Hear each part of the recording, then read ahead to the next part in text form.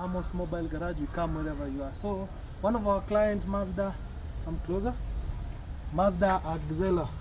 The brake pads were worn out. The client is at work. He called us that he's having problem with his brakes. So come close, check the difference.